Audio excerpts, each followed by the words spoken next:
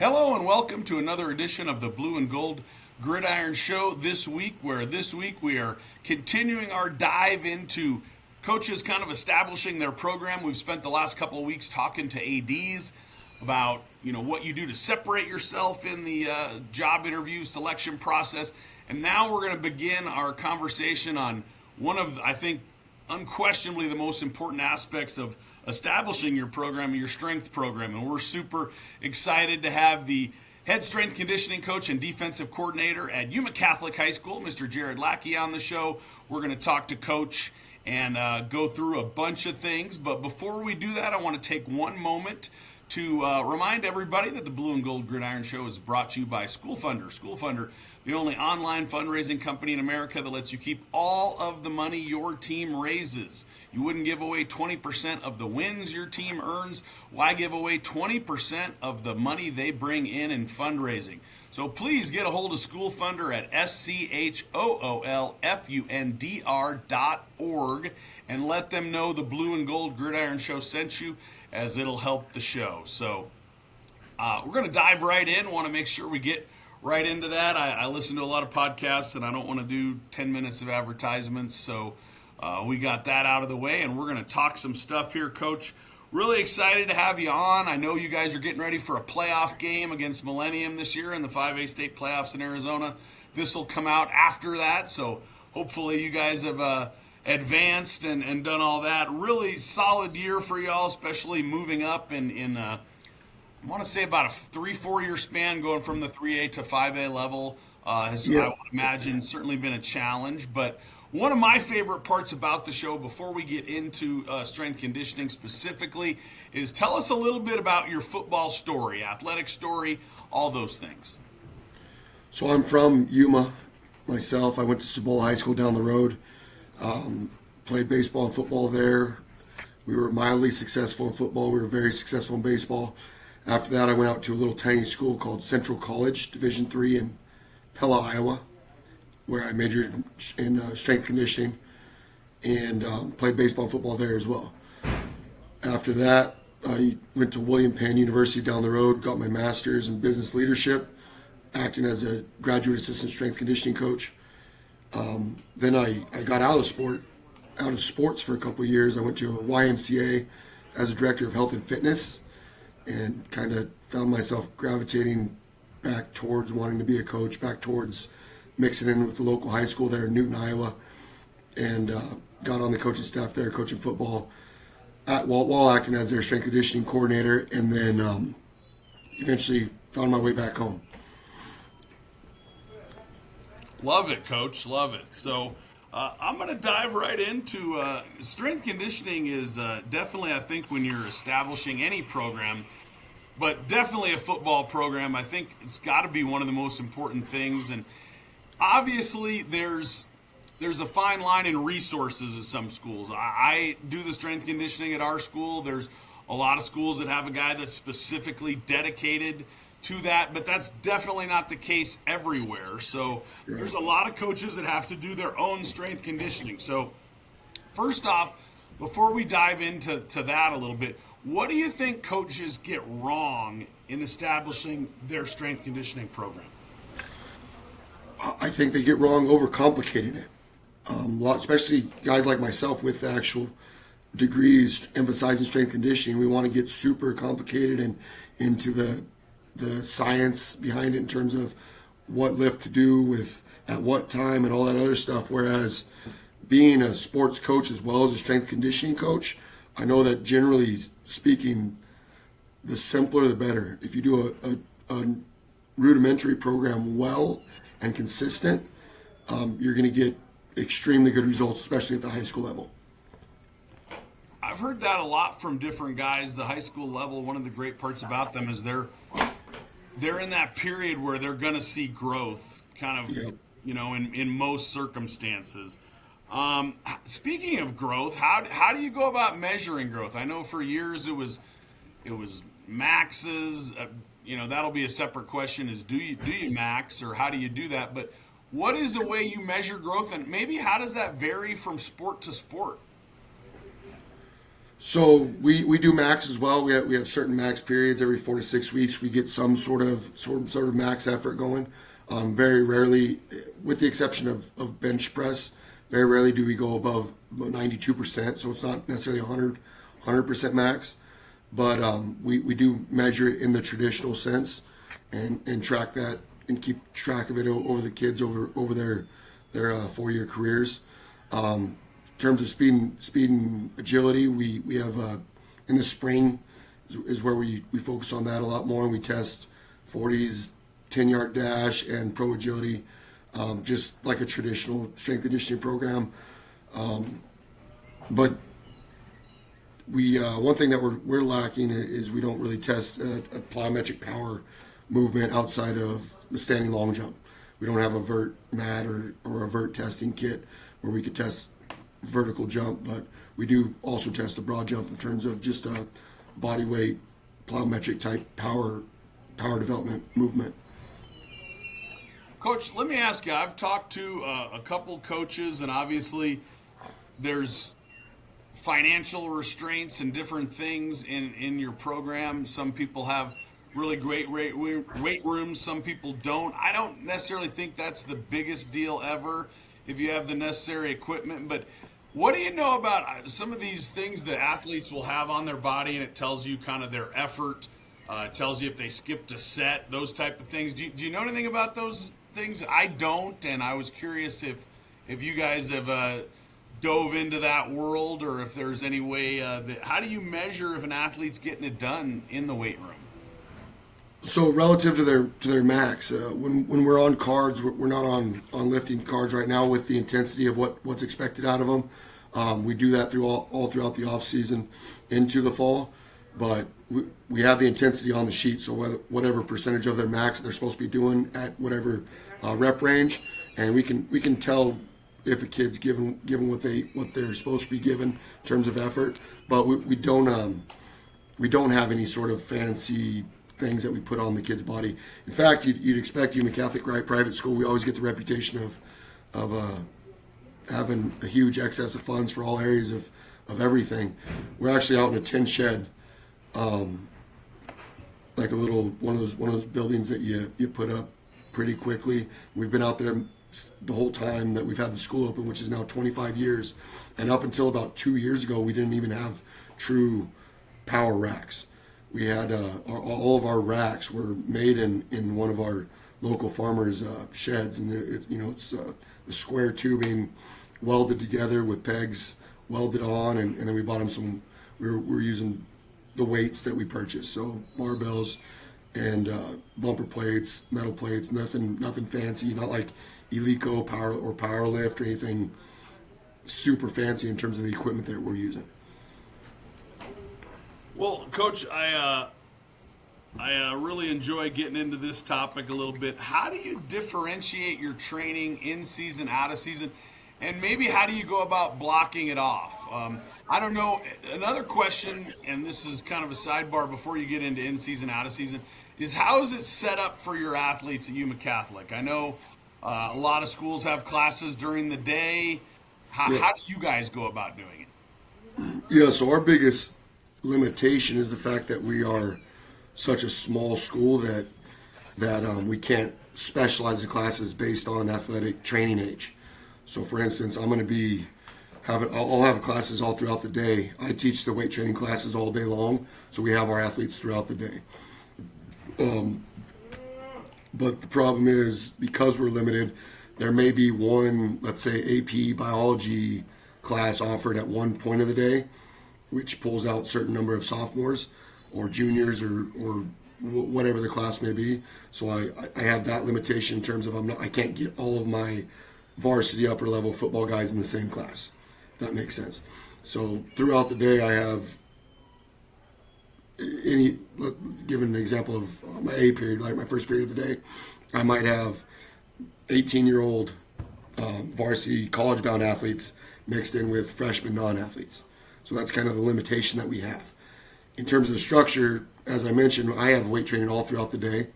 5 classes a day where I teach all boys weight training, and it goes from 8 o'clock you got about 48-minute classes on a regular day.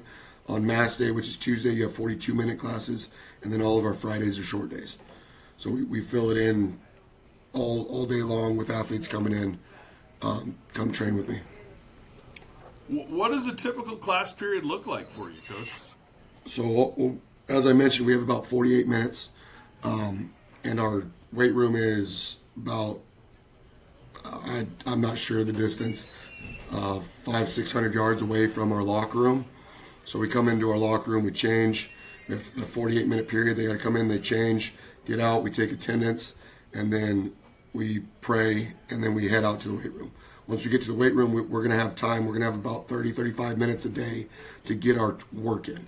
So we're a little bit limited. So the main thing, my main focus is proper warm-up, proper torso training, and then a couple of core lifts. So I try to get a core power development movement with a plyometric, and then a core lower body strength development movement with an upper body strength development movement. So we're not getting a full lift in as I would like to, but we are trying to get the core piece of a good strength conditioning program knocked out during the class period. So, Coach, walk me through maybe a tip, and obviously this is going to be geared more towards football, but walk me through a typical in-season maybe type of workout and a typical out-of-season workout. And you can feel free to tell me how you structure it, your postseason work into spring football, into your summer training. I know that could be an entire podcast in and of itself, that Right. question. But if you could maybe give me like a fairly typical week in season and then out of season. Okay, so in season right now we're talking about just football. Saturday morning after we play our games, we bring the kids in and they they actually meet in the training room first, heal up any injuries they may have, get treatment, and then we go out and take them onto the field, do a nice dynamic stretch, and then jog. Try to keep moving, and we call it a jog. It's trying to get the blood flow for about 11 minutes. After that, we head over to the weight room. So we get our training in on Saturday morning. We call it a post-workout lift. Part of my philosophy, and that's new this year actually. Part of my philosophy is that's the best way to recover is with an active recovery. So we'll do once we get to the weight room, we'll do our torso training, and then we'll knock out, as I mentioned, a couple of core lifts. So like during the season, we're going to hit RDL with some version of a upper body forward flexion movement. So like hanging knee raises or a TRX rollaways, something like that. And then we'll go to the second core lift, which is an upper body pull of some sort, some type of row with an upper body press. So we'll go dumbbell overhead press, sometimes use barbells, but I typically like to stay with dumbbells a little more during the season. That's on a Saturday morning. Then we'll bring them back on Monday. If they're in the class, they'll do the lift in my class. A few kids just don't have the ability to take my class, so we'll come in at 6:30 in the morning on Mondays, and that's where we're hitting after our obviously warm up torso. Then we're gonna go hit hang clean and a box jump, varying the sets and reps and intensity based on the week, based on the programming, and then we'll go to front squat chin ups. If they have time, for instance, if they came in the morning, then they'll have time to get a full complete lift in, then they'll finish with their accessory work. If not, then we really don't have time to bring them back and finish all the accessory work, so they're a little limited. And then on Wednesday we'll come back and do our third in-season lift with our football guys, and that'll be another squat day. So we'll go like this morning actually I was in with the 5 seniors that don't have my class with me, and we're going to do our warm-up torso, and then we're going to hit our dumbbell snatch, so our power development movement paired with the plyometric, which is standing long jump today, and then back squat with pull-ups as the core lifts, and then once again finish with the accessory work after that. For the kids that didn't come this morning that had me in class, at 8 o'clock when the bell rings, I'll have a good group of football guys in that A period, the first period of the day, and that's when we'll try to go out there and knock out good warm-up and torso, and then the first pairing A1, A2, so that's your dumbbell snatch and your and your standing long jump, and then your back squat and your pull-ups. Try to knock that out in our 45-minute, really our 48-minute class period, which turns into about 35 minutes worth of lifting time, and that'll repeat throughout the day in whatever classes I have. That's our in-season model. So 3 days a week, trying to knock it out the day after a game, and then Monday and Wednesday. How do you break up your out-of-season work, Coach? So out of season, we go to a four-day training program where Monday and Tuesday we're in, and we go to the weight room Monday, Tuesday, Thursday, and Friday. Take Wednesday off. In my class, we treat Wednesday as a speed and agility day. That's when we'll go out and we'll start to reincorporate some of our speed and agility work, linear speed certain days, lateral speed certain days. Start to reteach, especially to the freshmen that have just come in, some of our techniques, whether it be 40 get-offs, pro agility techniques, starts, all that stuff. But that's how we switch it to pretty much a week after our season's over. So let me ask you, Coach, on those days, how is that split up Monday, Tuesday, Thursday, Friday? You got upper body day, lower body day, you got a full body workout. How are you kind of putting that together? So we do full body every day, split it up in terms of what we're training, whether it be what type of lower body movement, what type of upper body movements, and how those are paired together each day. So the main way that I split it up, we always start with the power development, and usually an Olympic variation, and a plyometric. And then after that, we go to a lower body strength development movement. So on Mondays and Thursdays, we're knee dominant, which is squat and all of its variations. Tuesdays and Thursdays, our lower body is hip dominant extension, and that's going to be your deadlift variation. So your RDL, rack deadlift, all of those varieties that fall in that category. And then balance out the upper body training with that. So typically also on a Monday and a Thursday, which is a squat variation, front squat on Monday, back squat on Thursday, we'll do a unilateral lower body hip dominant extension. So that's your single leg deadlift variations, and that'll come in the next pairing. So we stay consistent with training full body every day. So generally speaking, we're going to go power development, and then lower body strength, bilateral paired with an upper body movement, and then lower body unilateral, the opposite. So on my knee dominant day, it's going to be paired bilateral. It's going to be paired with a hip dominant unilateral that same day. So like a single leg dumbbell RDL is typically what we're going to do on a squat day.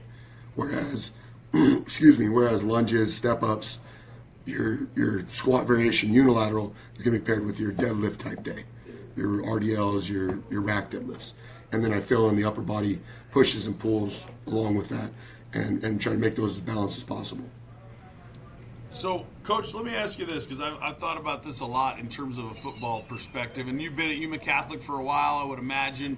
You are the defensive coordinator, but I imagine you've maybe had different offensive schemes and different things like that. Do you think your strength training let's say you're an up-tempo team, should your strength training program model that football-wise, or does it matter, or what are your thoughts on that? So, not necessarily the strength side. I don't think the strength side should necessarily change. You're trying to develop a base level of strength with high school age athletes. Yeah. And also all of our kids are multi-sport too, so I'm not going to get specific with my sport. We're trying to develop power and strength and maintain health and mobility, which I think you wanted to get into a little bit just by proper technique and well-balanced training. But in terms of sport specificity, we don't focus on that in the weight room. We focus on that through conditioning, and that's with their sport coaches. Yeah. So, for instance, football, we're gonna try to adhere to the typical 1 to 6 work to rest ratio in our conditioning, whereas our kids go from football to wrestling, or football to basketball, or football to soccer. That's going to drastically change, and quite honestly, I don't touch that the conditioning side very much especially during the year with the athletes in the weight room. Do you change anything about your summer program? I always like hearing how guys put their summer lifting program together in terms of time commitment and in relation to, and we don't do much 7-on-7, but there's some of these places I'm like, I don't know how these kids can walk because they got, Oh, they can't. in the month of June, they got Yeah. 8 7-on-7s. If they're a multi-sport athlete, they probably got a baseball tournament or Yeah. basketball or something else. How do you put your summer lifting program together? And do you look at kids that are maybe have a crazy amount going on? Yeah, so our kids are, as I mentioned, a lot of multi-sport athletes. Just in terms of our summer training is 4 days a week, and we do a full program. That's when we're going to add in the speed and agility. We still stay away from conditioning because they are going from, as you mentioned, football to basketball to baseball to wrestling, some combination of that. So we don't touch the conditioning. They're going to get that in with their sport coaches and their practices or their camps or their tournaments, whatever. But we do hit a lot more mobility and your prehab type exercises in the summertime because we do have the full time to get to that. And are you guys a morning lift team? How long are you doing this? So football, if you are in football, that is the priority in the summer because we're getting ready for football season, and those all 100 and whatever football kids that are deciding they're going to come try out for the JV and varsity will go together, but it's split into 8 to 9 and 9 to 10. So we'll meet with them. They either start on the field for an hour getting in their speed and agility, football type drill, sport specific stuff, or they're with the varsity bound type kids, and then they're flip flopping at that 1 hour mark. So we go from 8 to 9, either in the weight room or on the field, and then flip flop those guys. And that's just all the boys, everyone going to be in the football program. So beyond that, we also add in other lifting. So the rest of the teams, the guys that are not necessarily in football, will come in between 9 and noon, or sorry, 10 and noon. Usually start about 10:30, and that's where your guys that might just be basketball, baseball, and they'll come in with whatever sport coach that is their primary sport. So if they're a baseball player, they're going to be in at a certain time. If they're a basketball player or wrestler, non-football athlete, they'll be in that block. And then we actually bring in, we started this last year, we've been trying to get it going, and it was really successful. All of our girls came in at 1 o'clock last year. So 1 p.m. we had anywhere from 25 to 40 girls athletes in there, which we had all of our girls sports invited to that, and we had a good showing of that all summer. I always find that interesting because you see some of the bigger schools that have each team has an hour. A school like your guys is a little bit smaller. It's interesting to see how you break that up. Have you had any, sometimes I think, obviously you have the education credentials and those type of things that people don't, but sometimes I think there's maybe I don't know what the word is, but as far as that, I think the football coaches are Neanderthals or something with their athletes and other sports. Do you have a good rapport with your other sports teams and how that goes together, or is there guys, coaches that don't want you doing this or that or the other? How's your communication with those coaches in terms of how you're putting your strength conditioning program together for all your sports? Yeah, we do a really good job of communicating. And I'm the main one with the strength conditioning for all of the athletes because I have, at least on the boys' side, all the boys in the class. We're actually a little behind on the girls' side. With that being said, I do assist the girls' coaches as well because I am a girls' coach. I'm the head softball coach. So we all communicate very well. And in fact, a lot of us are on the football staff. So for instance, I'm the varsity D coordinator. Our head baseball coach, who's gone to back-to-back state championships, is our JV O-line coach. We all coach. Our JV offense coordinator is our golf coach. There's a lot of intermingling going on in terms of that. And because we're such a small school, we see each other every day, so we have no problem communicating as needed. So our basketball coach's father is our varsity O-line coach. He's a retired head Division II coach from out in Pennsylvania. His son came in, was coaching at the college level, and Al Thurman is our head varsity basketball coach. So we all communicate really well because we have to, quite honestly, and especially as they keep moving us up in football. It affects all the rest of the sports as well. Because our football athletes, the longer we keep them out of, say, wrestling or basketball or soccer, and all those programs are successful as well. I mean, our wrestling program has been finished top 3 years or so in the state in their division the last 3 or 4 years. Our basketball team lost in the semifinals in a tough game to Valley Christian. Our boys soccer team lost in the state championship to, I want to say it was Gilbert Christian.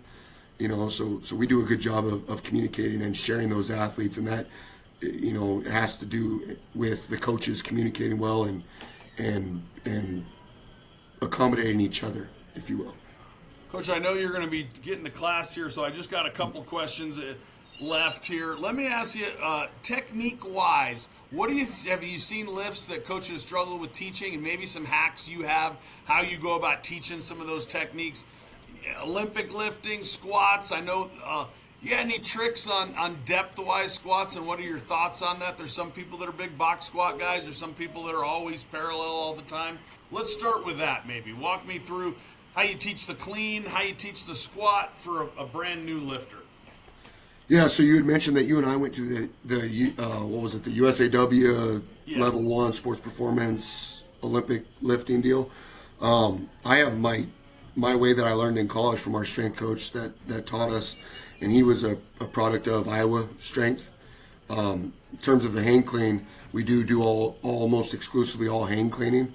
So from the hang, power catch, we teach 4 positions, start position, we load down to the top of our knee, triple extend, jump shrug, whatever you want to call it, and then a quarter front squat catch. In terms of the hang clean, we spend a lot of time in drilling that. I used to teach, so you're talking about specific movements that, coming out of the college ranks where we had a lot more time to focus on specific technique stuff. I used to teach the hang snatch as well.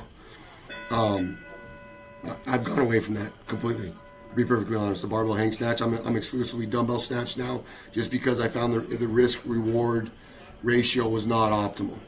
I had kids hitting themselves in the forehead, and I do believe in the snatch. That's why we still do the dumbbell snatch, and that's why I went to that certification course for Olympic weightlifting to try to get a few tricks and techniques there as well. But to be perfectly honest, I keep it super simple, and we limit the major Olympic weightlifting variations to the hang clean and the dumbbell snatch. Same type of thing. I used to try to teach the split jerk.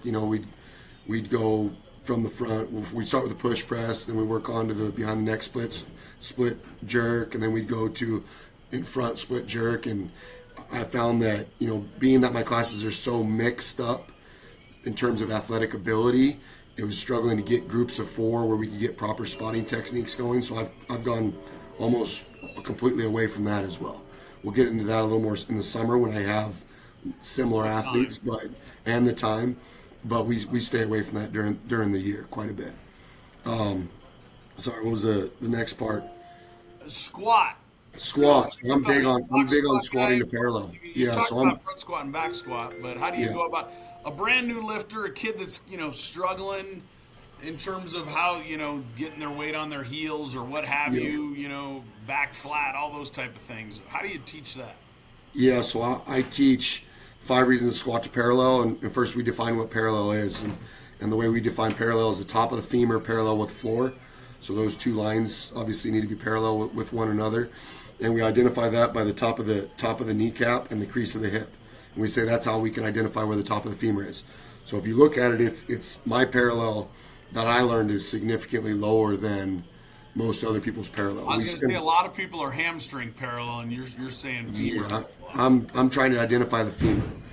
Yeah, I'm not looking at a muscle because all kids' muscles are different sizes, different shapes, different lengths, all that stuff. So we're trying to identify the top of the femur, which, as I mentioned, was top of the kneecap, crease of the hip. In terms of learning how to squat parallel, we'll start with a goblet squat. A dumbbell front loaded, and we'll work on that mobility with a few different mobility exercises. But we don't let them put a barbell on their front. We start with the front squat as well. We definitely don't load the back until they know how to squat pretty well. I'm a little bit firm with the squat technique, and I'm definitely more of a focus on the technique stuff before we start increasing strength. Absolutely. As I mentioned, the risk reward with all these movements, really, when it comes to weight training, is what I'm trying to analyze. But as I mentioned, parallel, top of the femur, parallel to the floor. We're focusing on that. If we're having ankle mobility issues, hip mobility issues, we have a few tricks with lengthening the hamstring through PNF stretching, all that kind of stuff. We will elevate the heels if somebody's really struggling with it, which is a common technique, right? And we keep it simple. We don't have wedges, so we'll use 10-pound plates, 5-pound plates, put them under the heels, keep it super simple. But we do work in progressions. Everything we do, we progress the athletes. Like I said, with the squat specifically, we'll go goblet squat to front squat to back squat. And before we even start adding any sort of intensity or heavy loading whatsoever. Coach, I find that interesting because when I talked to Chris McDonald at Basha High School, he said they have their freshmen do front squat for most of the year until That's common. They kind of progress to back squat, which we've done definitely a very similar progression, goblet squat to front squat. I think maybe, in looking at it now, maybe we've advanced to back squat a little too quickly with those lower ages, possibly. And that's interesting that you have similar beliefs there. Coach, that's kind of the college strength coach mentality. Gotcha. So when I was in college, you get your freshman, your developmental group, and that's where that Chris McDonald's getting his development strategy from, I'm assuming. Just at that college level is when you're not moving on past that developmental group until you are mastered essentially in your technique for whatever movements you're trying to teach them. Makes a lot of sense, Coach. I know you're going to be running off to class here, but I got to get this one in. Injury prevention stuff you put in your program. Obviously, football-wise, we're talking here is bounce type of thing. What do you do? Obviously, there's some knee things you can't prevent, but are there preventative measures for the knees, for the shoulders? Obviously, shoulders is a big area in football, and then ankles. What are some things you do in those regards for injury prevention type of stuff? So my belief on the injury prevention side comes with what we were just talking about, and that's the technique. In one part, it is squatting to depth is where you're going to help develop that hamstring and stabilize the knee joint capsule. In terms of like your common old school, I call them old school injuries, right? 90s, early 2000s, where you're getting major hamstring stuff all the time. In my opinion, that comes with the balance of the program. So that's when we go back to if we're doing a bilateral lower body knee dominant movement that day, so your squat or its variation, that is also going to be the day that we're doing the single leg dumbbell RDL, where we're training unilateral lower body hip dominant extension. So we're doing that single leg variety, and that's going to help to balance out the hamstrings and strengthen those hamstrings as well. A lot of that in my opinion, comes with training. With respect to other forms of injury prevention that you're going to hear strength coaches talk about, like the pre-work, mobility, that type of stuff, we hit that in the summer.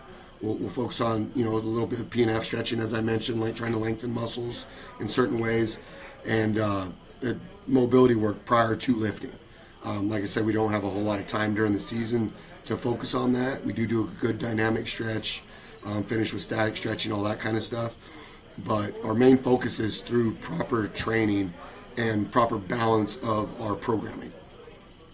Let me ask you, Coach, you said there, really important thing. You said you finish with static stretching. Yeah. I can't tell you how many kids, it's like they're brainwashed from the time they're young that it's like starting with stretching, from everything I've read, is not good. Right. But finishing with it is often that's when you're most flexible. You can get some development out of that. So what's your philosophy on that? Yeah, so you're hitting it there on the head. So you want to warm up through a functional range of motion through dynamic stretching prior. Obviously, get the blood flowing, elevate the heart rate, all the typical warm-up stuff. And that's when your dynamic stretching comes on. Now, I'm going to sound a little hypocritical if you watch our programs, because we do a little dynamic stretching, static stretching prior to the game. That's, in my opinion, is out of tradition still, and I haven't completely conquered that, if you will. And even in my softball program, the girls like to sit there and throw their arm behind their head and pull the elbow down, pull the arm across their chest and do the static type stuff. And And if at that point it becomes more of a psychological thing, so 100%. I don't fight it. Yeah. You know, I do fight it a little bit. I try not to completely impair muscle spindles and Golgi tendon organs, because that's where I don't know if you're familiar with it, but that's where the whole don't static stretch, because you're going to impair your muscle spindles, which have, I forget what it's called, that's where your stretch reflex comes from, and you're going to basically decrease your power output, and that's why it's not good to do your static stretching prior to athletic movement. But, you know, it's getting a little hazy to me, but I want to say that's with, you know, you can recover from that if it's 30 minutes after. So if you're doing a warm-up and you're doing your static stretching 30 minutes prior to the activity, you can recover from that static stretching and you get your power output back. Don't quote me on that. My science is getting a little fuzzy, you know, as the years goes on.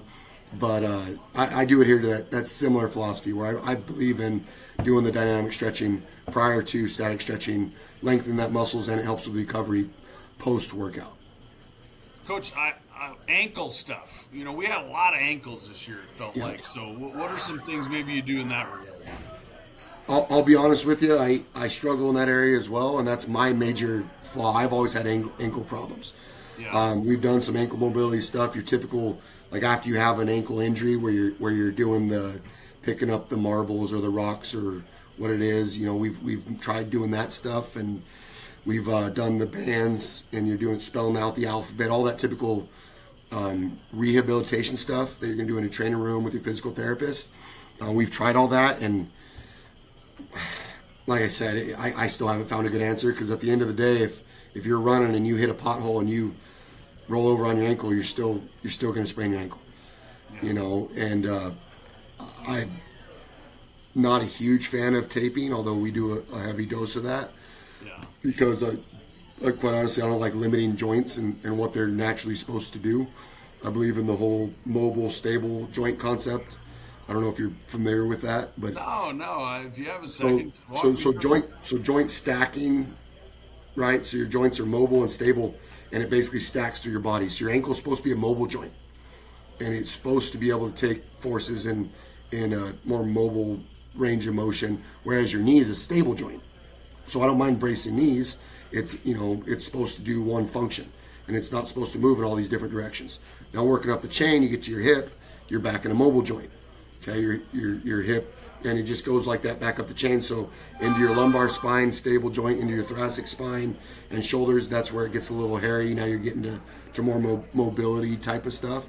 So I don't necessarily like restricting the mobility of the ankle, but obviously once you've rolled it, it's going to be easier to roll your ankle again. So then you have to turn that mobile joint into a more stable joint by taping it or bracing it. But I don't like doing that ahead of time unless you do have the injury. So just to go back to the beginning, I don't have a great answer for ankles. I'm searching for that. And if you find anybody that has good stuff, I want to know.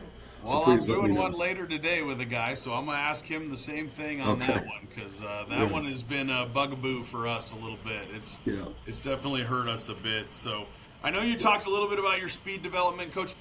How do you guys have a laser timer? How do you go about measuring that? And do you train speed first? I know you talked about in the summer having to split it. How do you go about that? Do you most of your speed training in the early part of the week before maybe their legs are a little sore?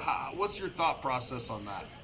If we're doing speed training, we're going to do it before we lift, because that's obviously going to be more stressful on your nervous system. If we're doing conditioning, it's going to be after the lift. Gotcha. That's what we pretty much adhere to. It's not ideal. In the past, we've done speed Mondays and Thursdays. We've done conditioning Tuesdays and Fridays. But as I said, we've gone, because we have so many multi-sport athletes that are going to baseball practice, basketball practice, wrestling practice afterwards. We don't really hit conditioning until we get in the season with our athletes. Now, talking last few years. Speed and agility is what we do train, but that's going to be prior to the lift, and we try to balance that out as well. So we'll have linear day and we'll have lateral days. So that's when you're working your 10-yard starts, your get-offs, your 40s, all that stuff. And then the other days are your change of direction, your lateral speed training days. I do have a Cybex. Me and my assistant softball coach, we're both strength coaches. He's the head strength coach up on our Marine base here in town. We went in and purchased the Cybex laser timing system, so we have the ability to do that laser timing system. Kids hate it Yeah, because it's honest. generally speaking, and I know this from my college experience as well. It's about your 40 is about 0.2 of a second slower Yep. on a laser. And they like, obviously, when the other coaches get on the hand timer, because they're going to start a 1/10 of a second late and stop a 1/10 of a second early. So your 4.6 goes to a 4.8, your 4.8 goes to a 5 flat. But we do have the ability. And in fact, we busted out that laser timing system in a recruitment day down here this past summer that we started. So we called it the I-8. What was it? The I-8 senior day or something like that. We brought in some college coaches, and that's where we tested their 40s, their 10-yard start 40s on my laser system. Then we did the pro agilities. We did a broad jump test, and that was for all the local schools. Anybody in the area, all the way into California, an hour away. That Holtville team we played, they brought a couple kids over, and that's when we found out we were going to have problems because they had some strong, fast kids. But those coaches don't want to know what our times are. They want to know what the electronic, what Right, it actually right. says, and that's Yep. always an interesting part of doing that. That's cool that you guys did that for everybody in your area. Yep. Definitely. So, Coach, I just want to tell you how much I appreciate your time. I know you're a busy guy, so getting ready for the state playoffs. We certainly wish you guys luck in the 5A playoffs. Great season for the Shamrocks, by the way. Moving up from 4A to 5A. Had some really tough early games and then got a big win over we played Cactus in the playoffs and about 5 years ago before they moved up, and it was, man, they are a good football team, so that's a win. Their quality. The biggest difference we noticed is that top to bottom, it's just quality in 5A. Even the teams that aren't successful have some dudes out there that are good quality athletes. Everyone has size. Everyone for the most part has numbers as well, which makes it a challenge. But we do like the challenge and enjoy it. Well, and this is my observation. Obviously, being in 4A, the top, I would argue, 8 to 20 in 4A and 5A are very similar. 100%. I think you can make a big the top 5 in 5A and the top 5 in 4A. There's a pretty significant difference I believe, in that area. Those other areas, not so much. But the top 5 is really, really strong in 5. And obviously, that even jumps, the top 5 in 6A is on a national type Right. level. Our state is advanced to that point where the top 5 in 6A can just about play with anybody.